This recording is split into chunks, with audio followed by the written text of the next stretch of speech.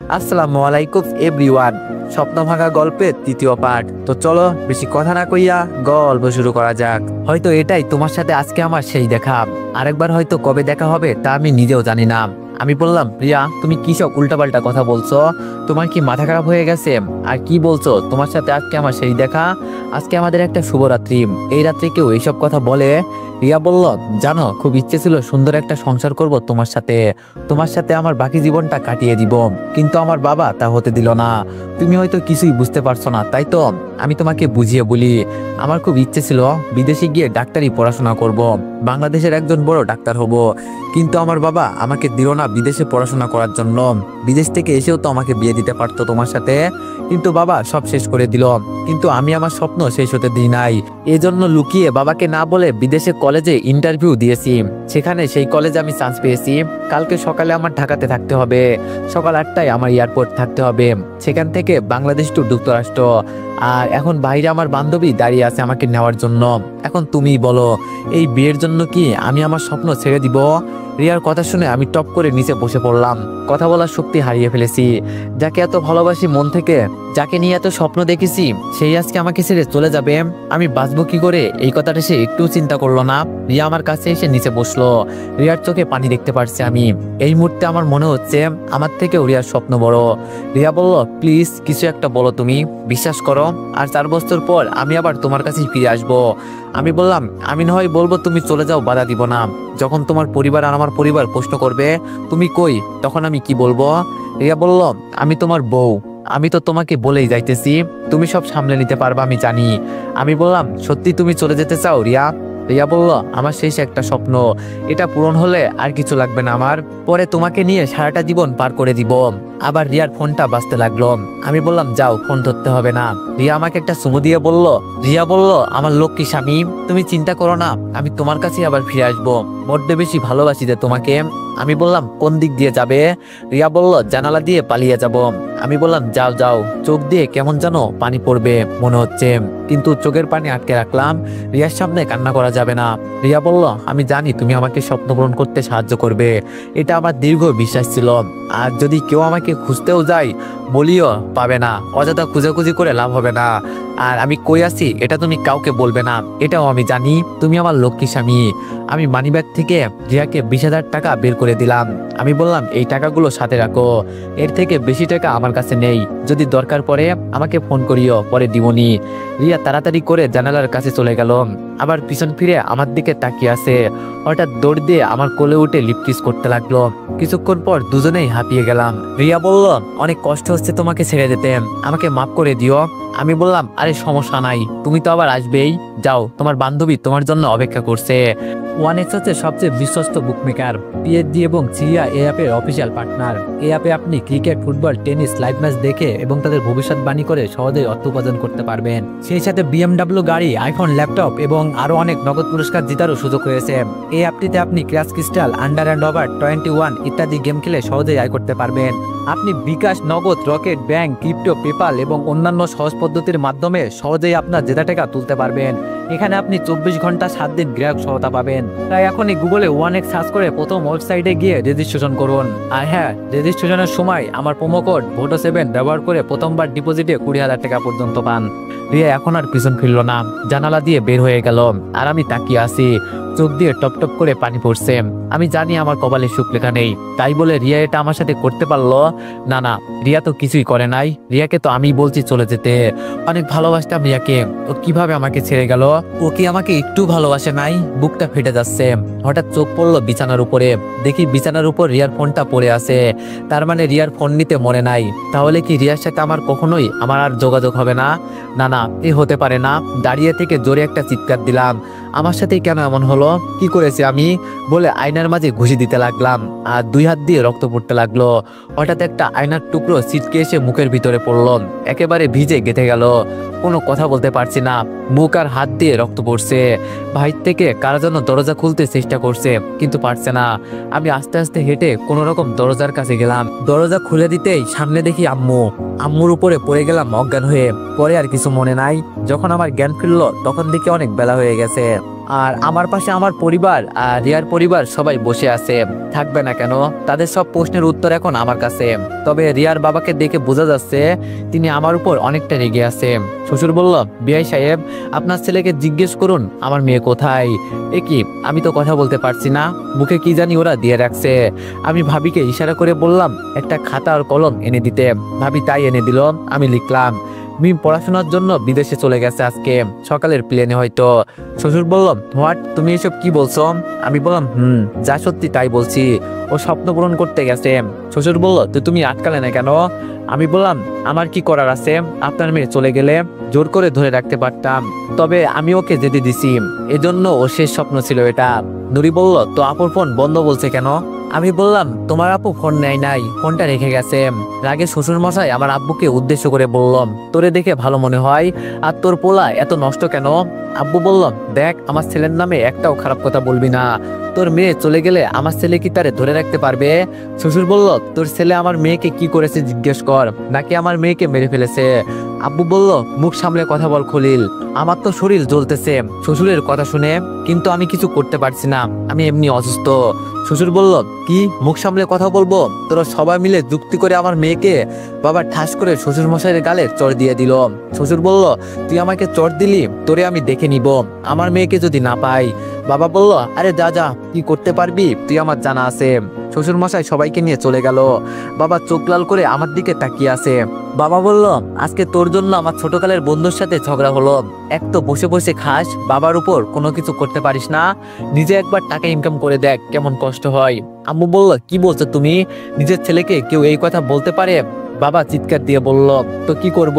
বাসর ঘর থেকে একটা জলজান্ত মেয়ে কিভাবে হারিয়ে যায়? আজকে আমার বন্ধু কি বলছে তুমি দেখো নাই? আমরা সবাই মিলে নাকি তার মেয়েকে পরামর্শ করে হত্যা করছি। আমাকে কোনোদিন কেউ আমার মুখের উপর কথা বলতে পারে নাই। আজকে তোমার ছেলের জন্য, এত ওর জন্য দরদি তো বিয়ে করলি কেন? বিয়ের আগেই মেয়ের সাথে কথা বলে সব ঠিক করে নিতি, তাহলে তো আর এমন হতো না। এখন মানুষে কি বলবে? ছেলের বাসর ঘর থেকে বউ হারিয়ে গেছে, সিসি, লজ্জায় এখন কাউকে মুখ দেখাতে পারবো না। অনেক কিছু বলতে ইচ্ছে করছে আমার, কিন্তু মুখ দিয়ে কোনো কথা বলতে পারছি না। কি থেকে কি হয়ে গেল? আসলে সব দোষ তো আমার কারণে আমার বাবাকে আজকে এই কথা শুনতে হলো। ভাবি বলল, বাবা প্লিজ শান্ত হন, এটা হাসপাতাল, আশেপাশে মানুষ সবাই তাকিয়ে আছে। বাবা বলল, আজকে থেকে আমি তোমার ছেলের মুখও দেখতে চাই না, এমন ছেলে দরকার নাই আমার। আজকে থেকে আমার ছেলে একটাই, আর কোনো ছেলে নাই আমার, ওকে বলিও আমার চোখের সামনে যেন না আসে। বলেই বাবা বেরিয়ে গেল হাসপাতাল থেকে। আমার চোখ দিয়ে শুধু পানি পড়ছে, কিছুই বলতে পারছি না। আম্মু কান্না করতে করতে বলল, কি থেকে কি হয়ে গেল? ভাইয়া বলল, সিসিম, আজকে তোর জন্য আব্বুকে এত অপমানিত হতে হয়েছে। ভাবি বলল, সবাই মিলে কি শুরু করছো? হ্যাঁ, এক কাজ করো, ছেলেটাকে সবাই মিলে মেরে ফেলো, তাহলে তোমাদের শান্তি হবে। যাও তো এখন এখান থেকে। ভাইয়াও চলে গেল। আমার চোখ দিয়ে টপ টপ করে পানি পড়ছে। কি বলবো আমি? কিছুই তো বলার নেই। আসলেই বাবা ঠিকই বলেছেন, আমি বাবার উপরে বসে বসে খাই, এজন্য কিছুই বলতে পারি না। ভাবি আমার চোখের পানি মুছে দিয়ে বলল, যা হয়েছে সব ভুলে যান। আমি একটা কাগজে লিখলাম, বিশ্বাস করেন ভাবি, রিয়াকে যদি আমি যেতে না দিতাম, ও জোর করে হলেও চলে যেত। এখানে আমার কি করার আছে? আম্মু বলল, বাবা তুই আমাদের ডাক দিতি, আমরা দেখতাম এই বিষয়টা, কিন্তু একটা জিনিস বুঝতে পারলাম না, তুই নিজের ক্ষতি করলি কেন? কাগজে লিখলাম, কি করব বলো আম্মু, ওকে যে বড্ড ভালোবাসি, ওকে ছাড়া থাকতে পারবো না, অনেক ভালোবেসে ফেলেছি আমি ওকে। আম্মুকে জড়িয়ে ধরে কান্না করতে লাগলাম। ভাবি বলল, আম্মু আপনি চাইলে চলে যান, আমি থাকি। আম্মু বলল, না না বৌমা, আমার ছেলের পাশে কাউকে থাকতে হবে না, তুমিও চলে যাও, আমি একাই থাকতে পারবো। ভাবি বলল, না আম্মু আপনি যান, আমি থাকি। আম্মু বলল, রাসেল তোমাকে না দেখতে পারলে রেগে যাবে, বরং তুমি চলে যাও, আমি একাই থাকতে পারবো। ভাবি বলল, আচ্ছা আমি ডাক্তারের সাথে কথা বলে আসি। আম্মু বলল, আচ্ছা যাও। ভাবি চলে গেল। আমি হাতে ইশারা করে বললাম, আম্মু তুমিও চলে যাও, আমি একাই থাকতে পারবো। আম্মু বলল, খুব বড় হয়ে গেছস তাই না? আমি আম্মুকে জড়িয়ে ধরে আসি। আমি ইশারা করে বললাম, আম্মু এখানে কয়দিন থাকতে হবে? আম্মু বলল, বিকালেই তোকে বাড়িতে নিয়ে যাব, তুই কোনো চিন্তা করিস না, আর মুখ একদম নাড়াবি না, কথা বলার চেষ্টা করবি না। আসলে মা তো মাই, মায়ের সাথে কারো তুলনা হয় না, সবাই পর করে দিলেও মা কখনো পর করবে না। একটু পর একজন ডাক্তার এলো। আম্মু বলল, ডাক্তার সাহেব আমি আমার ছেলেকে আজকে বিকালে বাড়ি নিয়ে যেতে চাই। ডাক্তার বলল, সরি ম্যাম, এটা পারবেন না, আসলে আপনার ছেলেকে পাইপ দিয়ে খাবার দিতে হয়, আর যতদিন ওর মুখ ভালো না হয় ততদিন এখানেই থাকতে হবে, আর আশা করছি 3-4 দিন পর নিয়ে যেতে পারবেন, আর তখন রোগী তেমন নরম জাতীয় কিছু খেতে পারবে। আম্মু বলল, তাহলে কি থাকতেই হবে? ডাক্তার বলল, কিছু করার নেই, এই বলে ডাক্তার আমাকে ওষুধ দিয়ে চলে গেলেন। দেখতে দেখতে রাত হয়ে গেল। আম্মু সেই সকাল থেকে আমার পাশে আছে, একটু কোথাও যায় নাই। আম্মুকে জোর করে বাসায় পাঠিয়ে দিলাম, যেতে চাই নাই। বলছি আমি একা একা থাকতে পারবো, কিছুই হবে না। এখন আমি একা। হায় রে জীবন, কালকে ছিল আমার জীবন রঙিন, আর আজকে ভাবতে গায়ের লোমগুলো দাঁড়িয়ে যায়। আর আজকে আমার বাবাও আমাকে বলল, এখন আমি বুঝতে পারছি একটা বেকার ছেলের জীবন কতই না কষ্ট জমা থাকে। রিয়া যদি এখন আমার পাশে থাকতো, হয়তো আমরা নতুন জীবনে পা রাখতে পারতাম। মাঝে মাঝে কিছু স্বপ্ন সত্যি হয়, আর সেটাই ঠিক আমার সাথে এমন ভাবে হবে আমি কিছুটা আন্দাজ করতে পারছি। কিন্তু আমি তখন বেশি সিরিয়াস হই নাই। আজকে আমার পাশে কেউ নাই। মনে মনে চিন্তা করলাম, হাসপাতাল থেকে আর বাড়িতে যাব না। যেই দিন নিজে প্রতিষ্ঠিত হতে পারবো সেই দিন বাড়িতে আসবো। আগে একটু ভালো হয়ে নিই। আমার পাশের সিটে আমার মতো অনেকেই পড়ে আছে। আজ ওদের অবস্থা আর আমার অবস্থা একই। হালকা করে ঘুমিয়ে গেলাম। ঘুম ভাঙলো সকালে। একটা নার্সের সাহায্যে ওয়াশরুম থেকে ফিরে শুয়ে আসলাম। সকাল 8টা বাজে, এখনো কেউ আসে নাই। বাবা হয়তো আম্মুকে আসতে দেয় নাই। 10টার দিকে দেখি মারিয়া আসছে। মনে মনে বললাম, এই জাম, এক ঝামেলা যেতে না যেতেই আরেকটা ঝামেলা এসে হাজির। না জানি কত প্রশ্ন করে আজকে। মারিয়া বলল, কেমন আছেন স্যার? ইশারাতে বললাম, অনেক ভালো, আপনি? মারিয়া আমার অবস্থা দেখে হাসতে লাগলো। আমি বললাম, আমাকে দেখে তোর হাসি পাই? মারিয়া বলল, আজকে যদি আমাকে বিয়ে করতি তাহলে আর তোর এমন হতো না। সবই হলো কপাল, জানিস। আমি হাত জোর করে বললাম, প্লিজ এখান থেকে তুই চলে যা, কাটাকে নুনের ছিটা দিতে হবে না তোর। মারিয়া বলল, আমার কথা শুনে রাগ করলি? মারিয়াকে ইশারা করে পাশে পড়ে থাকা কাগজটা আনতে বললাম। মারিয়াও তাই করলাম। কলমটা হাতে নিয়ে লিখলাম, তুই তো মিথ্যা কিছু বলিস নাই, কপালে যা ছিল তাই হয়েছে, এখন একটু উপকার করবি? মারিয়া বলল, কি? আমি বললাম, তুই এখান থেকে চলে যা, আমাকে একা থাকতে দে একটু। মারিয়া বলল, তুই কেমন যেন পাল্টে গেছোস অনেকটাই রে। আমি বললাম, সবই পরিস্থিতি। মারিয়া আমার দিকে একবার তাকিয়ে চলে গেল। আজকে আমার মুখ থেকে ডাক্তার কি জানি বের করলো। ডাক্তার বলল, আস্তে করে কথা বলার চেষ্টা করুন। আমি বললাম, আমি কথা বলতে পারবো, সমস্যা হবে না। ডাক্তার বলল, আসলে মুখে একটু বেশি আঘাত পেয়েছেন, এজন্য ভালো হতে একটু দেরি হবে, আস্তে আস্তে সব ঠিক হয়ে যাবে। আম্মু বলল, তাহলে আজকে নিয়ে যায় আমার ছেলেকে। ডাক্তার বলল, আজকে আর কখন যাবেন? রাত হয়ে গেছে তো অনেকটাই, সকালে যান। ভাবি বলল, আচ্ছা। আমি বললাম, আম্মু আর ভাবি তোমরা চলে যাও, সকাল 10টার দিকে আসিও, একেবারে চলে যাব। আম্মু বললাম, এত বেলা করে কেন? আমি বললাম, আরে এমনি, বাসায় যাও, বাবা হয়তো অপেক্ষা করছে। একটু পর সবাই চলে গেল। এই 4 দিনে ভাইয়া আর বাবা একটু আমার খোঁজ খবর নিল না। রিয়া হয়তো তার বাবাকে কল দিয়ে শান্ত করে দিছে, এজন্য হয়তো রিয়ার বাবা কিছুই করে নাই। কিন্তু রিয়ার বাবা কি আমাদের কথা বলে নাই? ধুর, যেখানে রিয়া ফোন রেখে চলে গেছে মানে সবকিছু শেষ। এত কিছু চিন্তা করে লাভ নাই। আমার হাতগুলো এখন মোটামুটি ভালো, নড়াতে পারি। পকেট থেকে মানি ব্যাগটা বের করে দেখি 1 টাকাও নাই, সব দিয়ে দিছি রিয়াকে। এখন কিভাবে যাব আমি ঢাকায়? হঠাৎ দেখি সামনে আমাকে যে ডাক্তার চিকিৎসা করে সেই ডাক্তার যাচ্ছে। আমি একটু জোরে বললাম, ডাক্তার সাহেব। আমার কথা শুনে ডাক্তার আমার কাছে আসলো। ডাক্তার বলল, কোনো দরকার আছে নাকি? আমি বললাম, স্যার একটা উপকার করবেন। ডাক্তার বলল, কি? আমি বললাম, আমাকে 5,000 টাকা দিতে পারবেন? সকালে আম্মু আসলে দিয়ে দিব।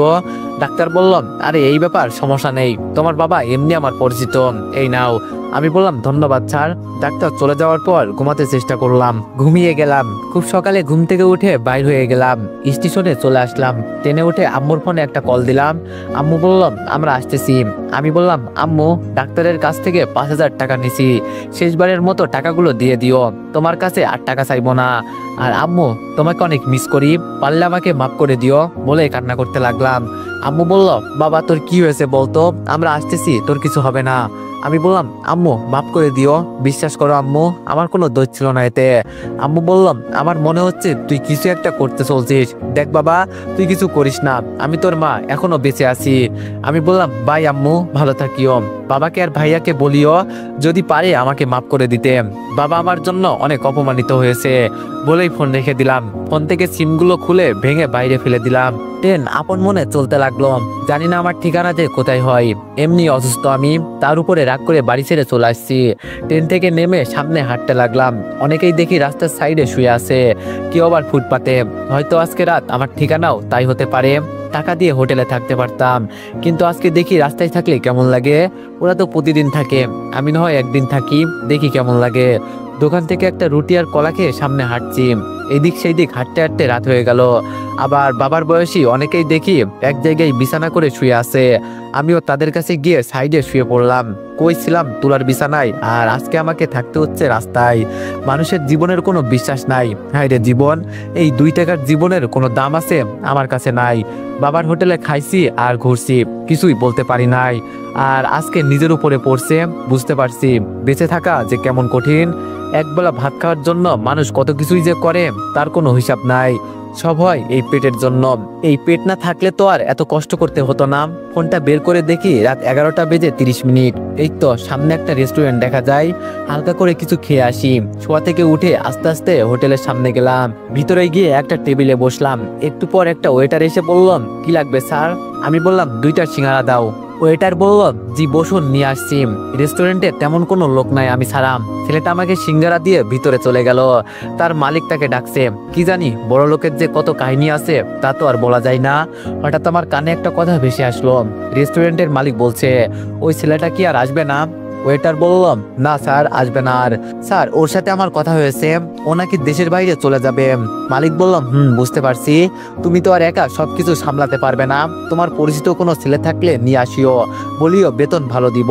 ছেলেটা বলল, আমি চেষ্টা করব। আমি মনে মনে বললাম, এই তো সুযোগ, এই সুযোগ হাতছাড়া করা যাবে না। এক তো আমি কোনো কাগজপত্র আনি নাই, তাই বর্তমানে আমাকে এই কাজই করতে হবে। খাবার রেখে ওদের সামনে চলে গেলাম। আমি বললাম, আসসালামু আলাইকুম স্যার। উনি দেখতে অনেকটা আমার বাবার বয়সী। মালিক বলল, কিছু কি বলবে? আমি বললাম, আসলে আপনার রেস্টুরেন্টের লোক লাগবে, আমি মাত্র শুনেছি।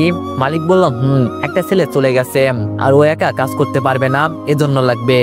আমি বললাম, জি আমি শুনেছি, আমাকে নেওয়া যাবে? মালিক বলল, দেখে তো মনে হয় কোনো বড় লোকের ছেলে, তো এখানে চাকরি করতে চাও কেন?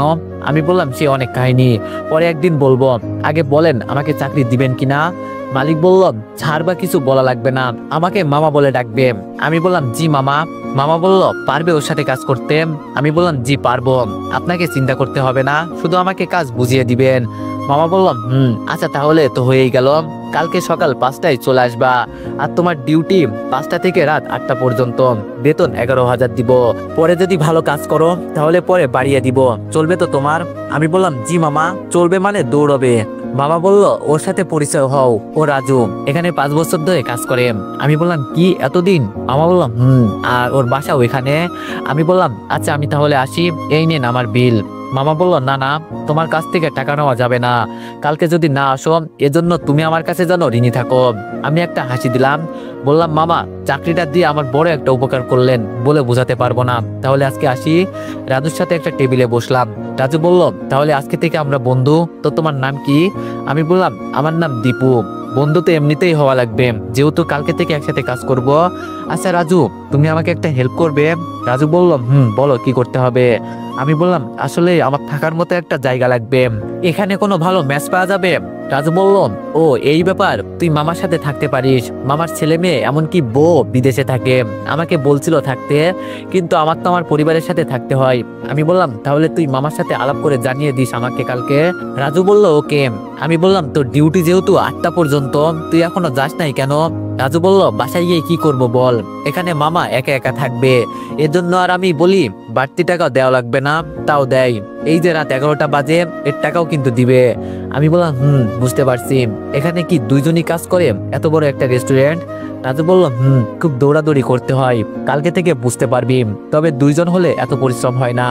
আমি বললাম, এখানে রান্না বান্না করে কে? রাজু বলল, দাদু। আমি বললাম, এই দাদুটা আবার কে? রাজু বলল, আমি দাদু বলে ডাকি, তবে ওনার বয়স এই 50-এর কাছাকাছি। আমি বললাম, তাহলে তো আমিও দাদু বলে ডাকবো। রাজু বলল, সেটা তোর ইচ্ছা। আচ্ছা তুই এখন কোথায় যাবি? আমি বললাম, ওই যে রাস্তার পাশে অনেকেই ঘুমিয়ে আছে দেখছিস না, ওখানে গিয়ে ঘুমাবো। রাজু বলল, দিব এক চল, চল আমার সাথে, আমার বাসায় আজকে রাতে তুই আমার সাথে থাকবি। আমি বললাম, না রে, জীবনে অনেক শান্তি করছি, একটা রাত ওদের সাথে ঘুমিয়ে দেখি কেমন লাগে। রাজু বলল, আচ্ছা তোর সম্পর্কে কিছুই জানা হলো না। আমি বললাম, আছি তো, আস্তে আস্তে সব জানতে পারবি। আচ্ছা তুই এখন চলে যাবি নাকি? রাজু বলল, কিছুক্ষণ পর স্যারের সাথে চলে যাব, আর আমাদের বাসার কাছাকাছি। আমি বললাম, আচ্ছা তুই একটু মামাকে বলে রাখিস আমি যাই। রাজু বলল, আরে আমার বাসায় চল। আমি বললাম, না রে, আমার ইচ্ছা পূরণ করি, দেখি কেমন লাগে একটা রাত। রাজু বলল, আচ্ছা যা, আর আমার ফোন নাম্বারটা রাখ, যদি ভালো না লাগে আমাকে ফোন করিস, আমি আসবো নি। আমি বললাম, ওকে। বলে আমি রেস্টুরেন্ট থেকে বেরিয়ে আগের জায়গায় শুয়ে পড়লাম। যাক অন্তত একটা চাকরি তো হয়েছে। কার জীবন কিভাবে চলে এটাই বুঝতে পারি না। যাক যা হয়েছে ভালোই হয়েছে। এখন রাজুকে বলে একটা টিউশনির ব্যবস্থা করতে হবে। চোখ বুজে ঘুমানোর চেষ্টা করলাম, কিন্তু কিছুতেই ঘুমাচ্ছে না কুকুরের চিল্লাচিল্লির কারণে। পকেট থেকে ফোনটা বের করব, এমন সময় মনে হয় আমি তো আর বাসায় নেই, রাস্তায় শুয়ে আছি, পরে ফোনটাও ছিনতাই হয়ে যেতে পারে। শুয়ে শুয়ে রিয়ার কথা চিন্তা করতে লাগলাম। আহারে রিয়া, নামটা কি সুন্দর। আর আজকে রিয়ার কারণেই আমি রাস্তায় শুয়ে আছি। জীবনের কি একটা ইতিহাস সৃষ্টি করলাম আজকে। এজন্য মানুষ বলে কপালের নামই হলো গোপাল। কখন যে ঘুমিয়ে গেলাম চিন্তা করতে করতে নিজেও জানি না। খুব সকালে ঘুম থেকে উঠে পড়লাম, দেখি 4:30 বাজে। উঠে একটু চারিদিকে তাকিয়ে দেখলাম সব রাস্তাঘাট কেমন যেন নীরব হয়ে আছে। হাঁটতে হাঁটতে রেস্টুরেন্টের ভিতরে চলে গেলাম। জীবনের প্রথম চাকরি, খুব আনন্দ হচ্ছে। ভিতরে গিয়ে দেখি শুধু দাদু এসেছে, উনি রান্না করছেন। আমি বললাম আসসালামু আলাইকুম দাদু, কেমন আছেন? দাদু বলল জি ভালো আছি, কিন্তু তোমাকে তো চিনলাম না। আমি বললাম আমি আজকে থেকে এখানেই চাকরি করব। দাদু বলল ও তাই বলো, কিন্তু এত সকালে যে? আমি বললাম আমি সবসময় সকালে ঘুম থেকে উঠি, তাই চলে আসলাম। দাদু বলল ভালো ভালো, আজকালের ছেলেরা 10টার আগে ঘুম থেকেই ওঠে না। আমি বললাম দাদু আমি আপনাকে হেল্প করব। দাদু বলল তুমি রান্না করতে পারো? আমি বললাম জি দাদু পারি, আম্মু আমাকে সব শিখিয়ে দিয়েছে, আর আমি রান্নাও করছি। দাদু বলল তুমি তো দেখি লক্ষ্মী ছেলে, এমন ছেলে হাজারে একটা হয়। আসো আসো, এই আটাটা একটু মাখিয়ে দাও। আমি বললাম দেন দাদু। দাদু বলল তো তোমার বাসা কোথায়? আমি বললাম জি দাদু মোহনগঞ্জ। দাদু বলল এটা আবার কোথায়, চিনলাম না তো। আমি বললাম ময়মনসিংহ নেত্রকোনা চেনেন? দাদু বলল আর বলতে হবে না, চিনে ফেলেছি। আমি বললাম একটু বলতেই চিনে ফেলছেন? মামা বলল কি কথা হচ্ছে দুজনের? দাদু বলল এই তো ছেলেটার পরিচয় জানলাম, দেখো কি ভাগ্যবান ছেলে নিয়ে আসছো তুমি, সব রান্না করতে পারে ও। যাক মাঝে মাঝে আমি একটু সাহায্য পাবো। মামা বলল যাক তাহলে ভালোই হলো। তো তুমি কখন এলে? দাদু বলল অনেক আগে। মামা বলল আচ্ছা তোমার নামটা কি? আমি বললাম জি দীপু। দাদু আপনি থাকেন, আমি যাই, বলেই বাইর হলাম। রাজু বলল আরে দীপু কখন এলি? আমি বললাম এই তো অনেকক্ষণ হলো। রাজু বলল নে তাড়াতাড়ি করে এটা পরে নে। আমি বললাম দে। ড্রেসটা পরে নিজেকে কেমন কেমন জানো সত্যিকারের ওয়েটার ওয়েটার লাগছে। রাজু বলল সবার সাথে ভালো ব্যবহার করবি, যে যেভাবে বলবে সেভাবেই করবি। আমি বললাম আরে এটা নিয়ে তোর চিন্তা করতে হবে না। রাজু বলল এই যা টেবিলে একজন বসছে, যা দেখ কি চাই, আর আমি তোরে দেখি তুই কি কাজ করতে পারবি কিনা। প্রথম কাস্টমার, আল্লাহর নাম নিয়ে সামনে চলে গেলাম। আমি বললাম আসসালামু আলাইকুম স্যার, কি লাগবে? কাস্টমার বলল ওয়ালাইকুম আসসালাম, 2টা রুটি নিয়ে আসো। আর তোমার কথায় আমি খুশি হলাম, সালাম দিয়ে কথা বলো, এটা আমার খুব পছন্দ হয়েছে। আমি বললাম জি স্যার, একটু বসুন আমি নিয়ে আসছি। রাজু বলল বন্ধু তুই তো ফাটিয়ে দিছোস, তোর দ্বারা হবে, অল দ্য বেস্ট। আমি একটা হাসি দিয়ে কাজ করতে লাগলাম। আসলে মানুষের পরিস্থিতির কারণে সবকিছু করতে পারে। এভাবে সারাদিন চলে গেল। বিকালের দিকে একদল। তো এভরিওয়ান নেক্সট পার্টের জন্য সবাই অপেক্ষা করো, আর সবাই একটু বেশি বেশি লাইক আর কমেন্ট করে দিও। ধন্যবাদ।